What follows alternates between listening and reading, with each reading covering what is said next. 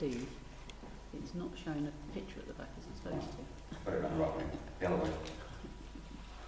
It's on.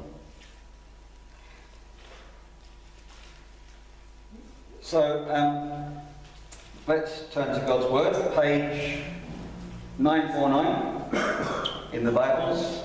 I'm trying to flick through it. I'm going to miss Haggai because it's only 2 pages. So, you have to go deliberately to it. 949 in church Bibles, and you'll find Haggai there. The sticky pages of the Bible. When you found it and put your finger in it, then hold the Bible so that we can declare together what it is that we're reading from. And what we say is, I hold God's word in my hands. It encourages, corrects, and instructs me. Lord, speak to me now. We want the God who inspired this word to inspire us as we read it this morning. Haggai chapter 2. Only 2 chapters. And we're going to read from verse 10 where we left off last week on verse 9. Just to remind you, if you haven't got a reader's one sheet, leaflet, then there's still one on the table there that tells you all that's going on. Over summer holidays, we're going to be looking at joy over the next 6 weeks. And passages of joy in the Bible. So we're going to all come joyfully for the next few weeks to Highfield, or leave joyfully perhaps I should say. But if you want to know the readings in advance, if you want to look at the questions, there's always a little question on Readers 1 for each week. Then do take one of those leaflets with you. Okay, Haggai chapter 2, verse 10 following. On the 24th day of the 9th month, Haggai is very specific. In the 2nd year of Darius, the word of the Lord came to the prophet Haggai. This is what the Lord Almighty says. Ask the priests what the law says. If someone carries consecrated meat in the fold of their garment, and that fold touches some bread or stew, some wine, olive oil, or other food, does it become consecrated? The priests answered, no. Then Haggai said, if a person defiled by contact with a dead body touches one of these things, does it become defiled? Yes, the priest replied, it becomes defiled. Then Haggai said, so it is with this people and this nation in my sight, declares the Lord. Whatever they do and whatever they offer, there is defiled. Now, give careful thought to this from this day on. Consider how things were before one stone was laid on another in the Lord's temple. When anyone came to a heap of 20 measures, there were only 10. When anyone went to a wine vat to draw 50 measures, there were only 20. I struck all the work of your hands with blight, mildew and hail, yet you did not return to me, declares the Lord. From this day on, from this 24th day of the 9th month, give careful thought to the day when the foundation of the Lord's temple was laid. Give careful thought. Is there yet any seed left in the barn? Until now, the vine and the fig tree, the pomegranate and the olive tree have not borne fruit. From this day on, I will bless you. Then verse 20. The word of the Lord came to Haggai a second time on the 24th day of the month. Tell Zerubbabel, the governor of Judah, that I am going to shake the heavens and earth. I will overturn royal thrones and shatter the power of the foreign kingdoms. I will overthrow chariots and their drivers, horses and their riders will fall, each by the sword of his brother. On that day, declares the Lord Almighty, I will take you, my servant Zerubbabel, son of Shealtiel, declares the Lord, and I will give you like my signet ring. Sorry, I will make you like my signet ring, for I have chosen you, declares the Lord Almighty. Sorry, I'm desperately trying not to cough as it hurts.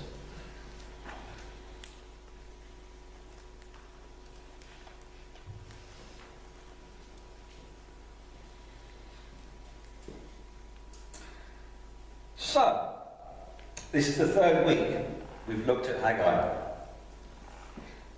Let me just quickly recap. I'm going to take a minute. The Babylonians had come into Israel. They had destroyed much of Jerusalem and the temple that King Solomon built. And they had taken many of God's people into exile, back to Babylon. Some had returned. And under Nehemiah, they had built the city wall, you remember. And then they started to build the foundation of the new temple.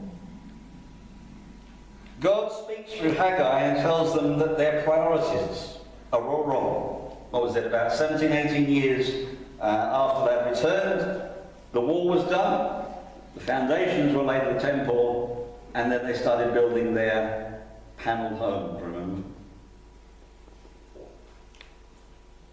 They are building homes and making them look splendid, and yet not building a temple that honours the Lord.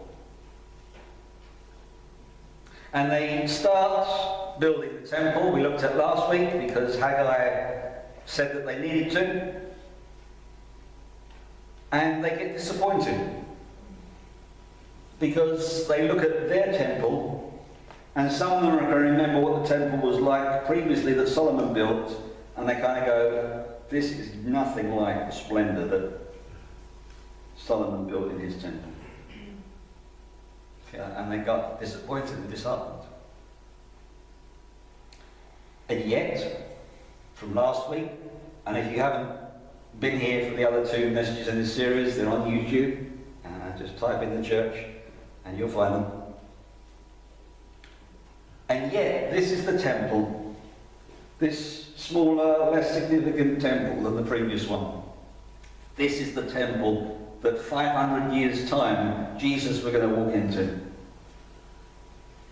This is the temple that we read about in New Testament scriptures.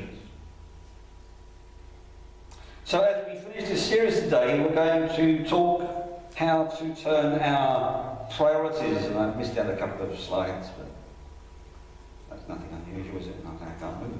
What's that doing?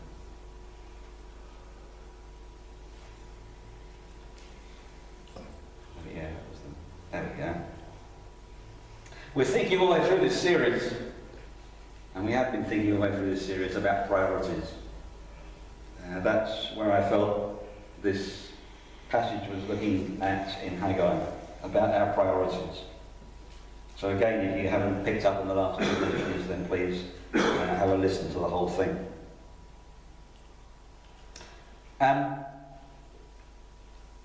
As we finish this series then, we're going to talk about how to turn our priorities, as we've worked out what our priorities are, having done the last two in the series.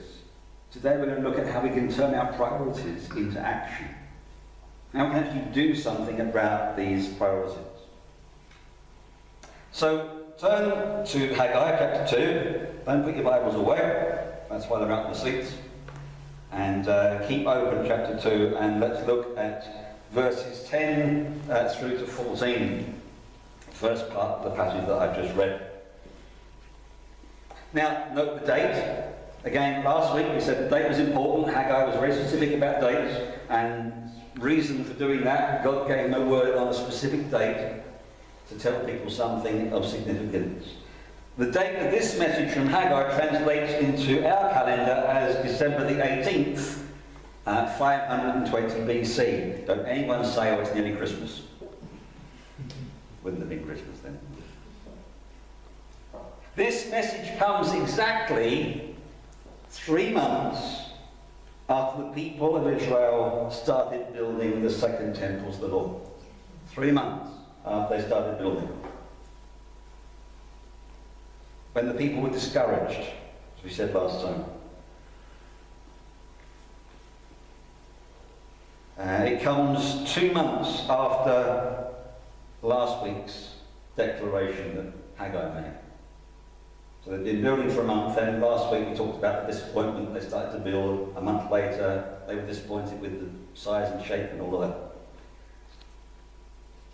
The message consists of 2 questions. And just reading it through today, you might think, what's that got to do with me? And what does it really mean? And so on. So it's good to have this study this morning, so that during the week when you read the passage over and over again, which I hope you do, it makes a lot more sense and you get really into it. So 2 questions for the priests. The first question deals with meat that has been offered as a sacrifice to the Lord in the temple that they were rebuilding. So you would know they would bring an animal sacrifice, they would make that sacrifice, and here there are some questions being asked. The first one, you will know that at that time an animal was offered for a sacrifice, and once that animal was offered, it was considered holy, separate,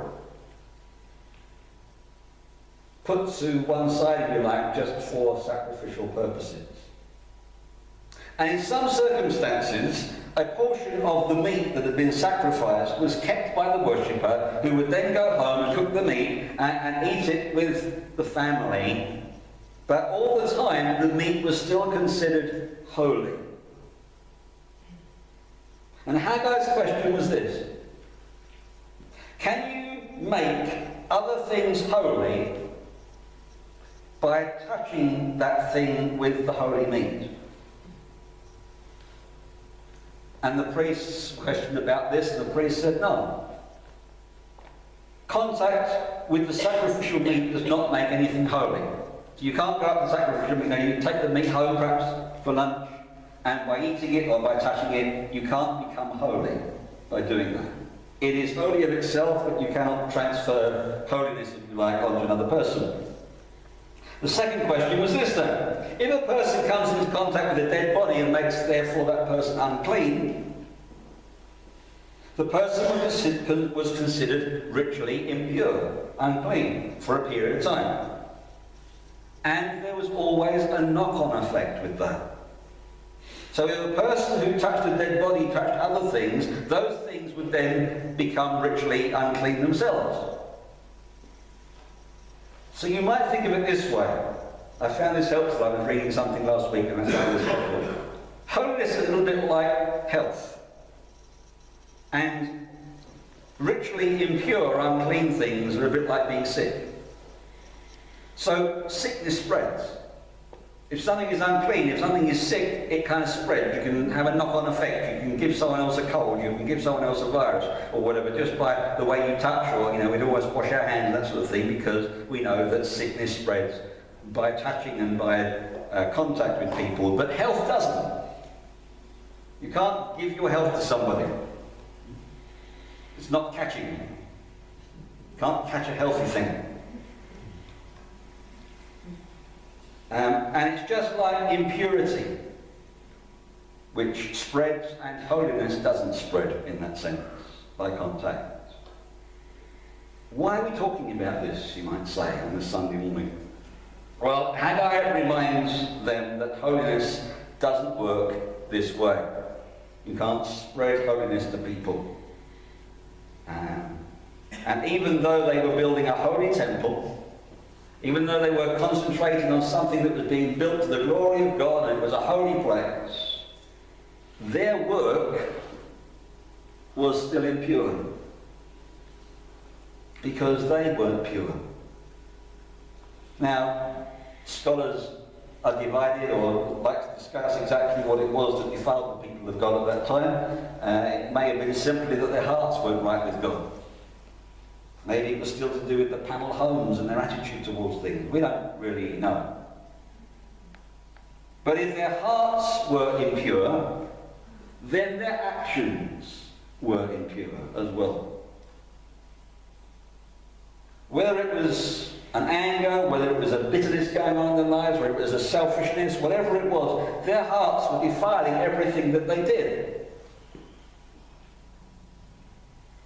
And even a holy temple, even working in the temple, the holy place, could not transfer holiness onto them. They were still who they were. And that was exactly the same problem that Jesus himself confronted 500 years down the line when he was walking in this temple. And he confronted people there during Holy Week, you remember, and he told the religious leaders that their problem was a lack of purity of heart. They may be working in the temple, they may be serving God in the temple, but their heart wasn't right. You remember what he was saying to them in Matthew 23, 25, 26. Sorry, Matthew chapter 23, verses 25, 26, just to save confusion. And he says to them, "You clean the outside of the cup and dish, but inside you are full of greed and self-indulgence. First clean the inside of the cup and dish, and then the outside will become clean also." So here we find the first way to turn priorities into action. If over the last couple of weeks we've been thinking about what our priorities are and getting those right, and I hope we've kind of been thinking about that during the weeks, how do we then set about putting that into action? And the first way is that we cultivate a pure, clean heart before God. An impure heart then contaminates anything we touch. It doesn't matter what we do for the Lord, if we're doing it without a pure heart, without a clean heart, then the whole thing is pretty much pointless.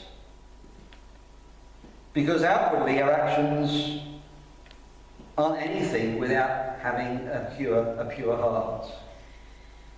And you remember in 1 Corinthians 13, the famous 1 Corinthians 13 talks about love and so on. And there Paul says, I can prophesy. I can give God's word. I can have faith. I can give to the poor. But he says without love, in other words, without your heart being filled with God's love, then it's nothing. It's just a clanging cymbal. It's pointless. You do all these lovely good things, but what's inside? What is the reason? Are you doing it out of a real love for God? That's what's important. And so action should begin with our hearts. And as we bring our offerings and our commitments to the Lord, the most important question is whether we are presenting our hearts to Him or whether we're doing it for another reason. And that kind of takes us on to the next part of promoting our motives, of getting them right in action. Look at verses 15 to 19. Here we see that though the people of Israel were doing all the right things, they were doing it all for the wrong reasons. And just like he did in chapter 1, Haggai then challenges the people to check things out.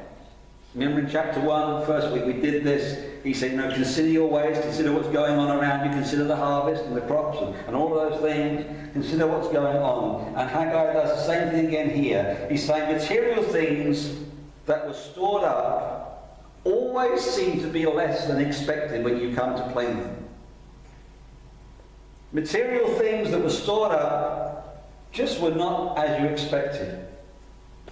Haggai says that if their actions, it says that their actions were a farce because they were doing the right things, but their motives were wrong. And so if you have impure motives, it all goes wrong. You've got to get the right motives, the pure motives for doing that, the right reasons for doing that. What is our motives for doing the right things? Two people can do exactly the same thing, even in the same room. And one can do it for a totally different motive than the other. Do it for a totally different reason than the other. Some will bring their offering as an act of love and devotion to Jesus Christ. Lord, And I do it because I love him and I want to serve him, and he is my audience of one, and I just want to do it for him, and it doesn't matter what other people think, I'm just going to do this for him, and that's a great motive. But someone will do exactly the same thing, and they think they're doing it to impress God, perhaps. Lord, I want you to see that by bringing this, I'm bringing you, something really great, and I hope you're watching, God, and I hope you're watching what I'm doing here. Because I know that you're going to give me something back. And I've said before that if we tithe our money and we give to God, God's going to bless us back. If we give him an hour of our time, he's going to bless us back. That's not the motive, though. And I'm going to be really careful in saying that, because, some people are like, oh, well, I'm going to give 10% of my income because I know God's going to bless me back with more than that. That's the wrong motive, isn't it? We know he is going to do it, but we've got to watch our motives. Others will give to God's work in some way. I'm not just talking about financially, I'm talking about time and talents and all of that. And they'll do it, hopefully, hoping that other people will see them. Look what I'm doing for the Lord.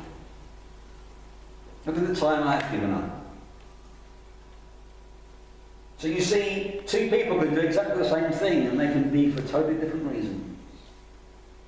And we've got to watch our motives, that they are pure, that they are pleasing to the Lord.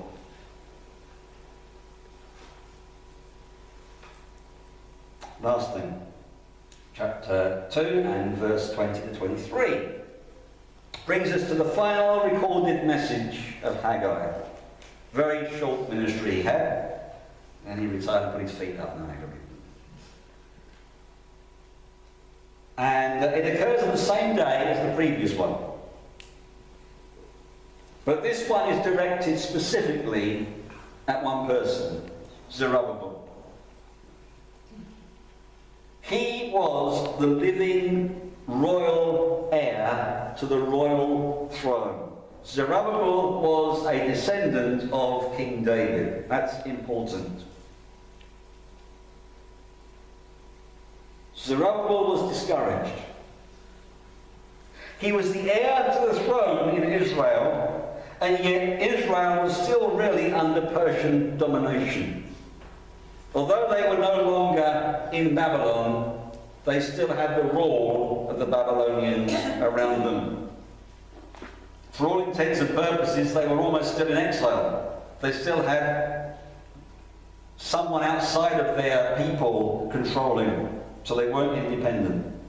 And so God promises that he will, in the future, Zerubbabel, overturn thrones and shatter the power of foreign kingdoms.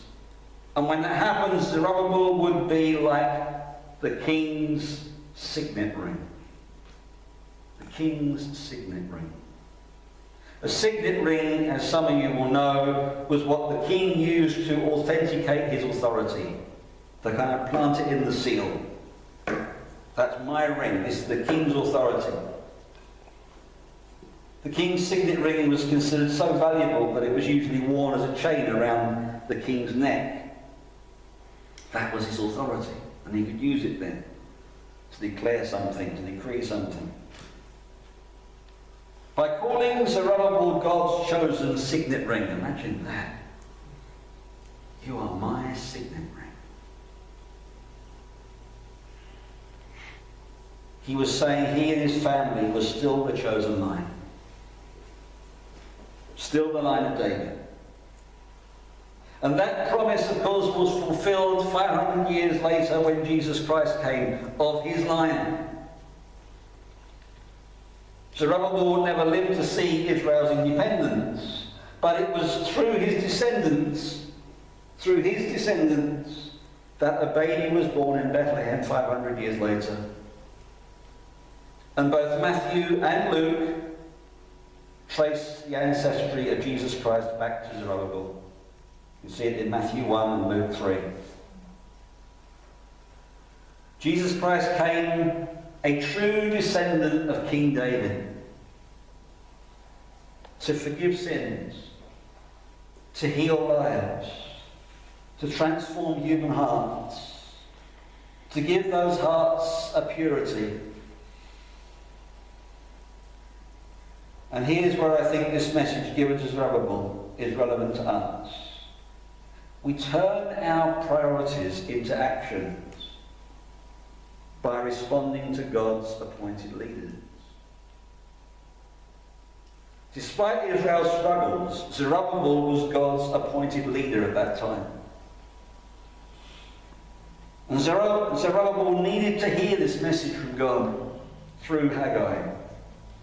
But also the people of Israel needed to hear that message from God through Haggai. Because within the Christian community, we also need leaders. We don't have kings and governors like Israel. We have pastors and deacons and elders and those kind of leaders. We need to have leaders that we can trust, that God has called. People who we know are seeking God and responding to His direction. Not that they're perfect, because they're human. But leaders in churches ought to have integrity and meet certain biblical standards, if you will.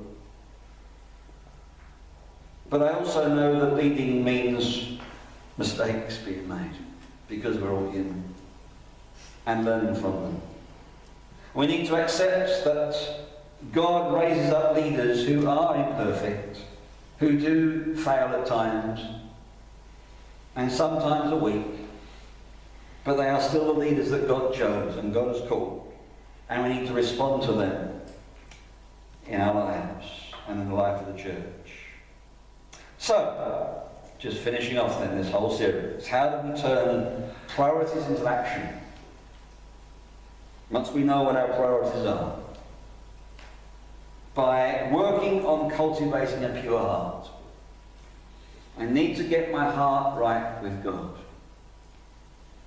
I need to be in tune with Him. I need to have my life cleansed. And then my motives will be right. By acting out of pure motives. I'm kind of challenging, well, why do I do this? Is it to try and get some benefit from God? Am I doing it to try and kind of show to everybody else that I'm doing a great job for the Lord? Or is it that I'm just trying to please my audience of one?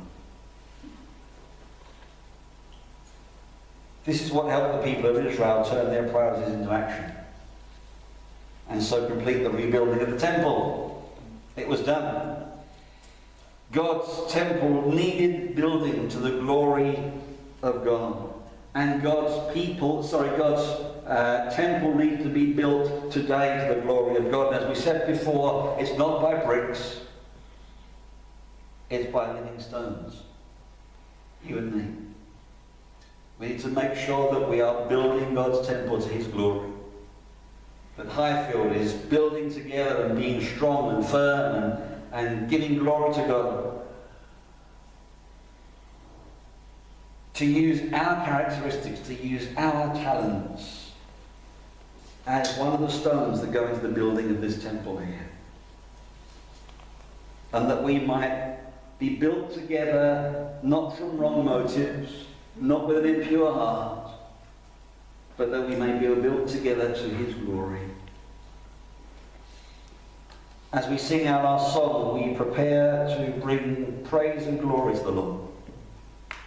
We want to declare that to Him and say, Lord, I want to give You the glory in everything that I do, and if there's anything in my life that needs to be sorted, then may Your Holy Spirit show me that I may sort it. Because if my motives are wrong, I'm not going to bring glory to God.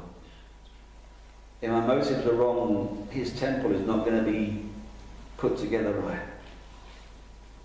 We need to get our priorities correct. And in all things, God comes first.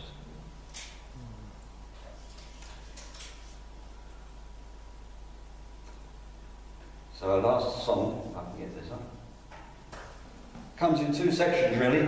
The first is the one on the screen. Before the throne of God above